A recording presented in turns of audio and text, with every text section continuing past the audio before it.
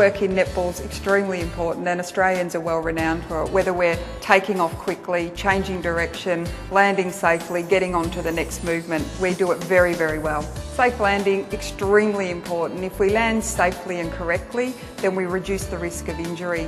And how we do that is we make sure that when we land, that we bend at our hips and our knees and our ankles, which means that we're taking the force of the landing. We're also then making sure that we have a soft landing, it won't be very loud, and making sure that our legs don't rotate in or out, so our knees will stay directly over our toe.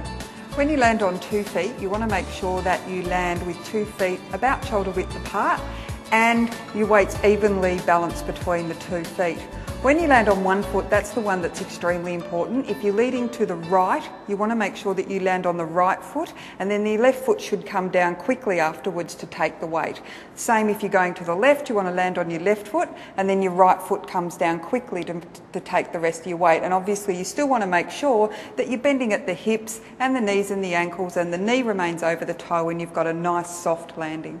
At training, it's important that you practice landing to make sure that not only do you have safe landing, but you also will reduce the chance of getting pulled up for stepping in games. To do this, you should land on 2 feet, 1 feet, add the ball, add more movement, so you progressively make it more difficult so it becomes more game-like. One of the key features in netball is agility or change of direction. So a change of direction is when you make a move and then you change direction into a second move.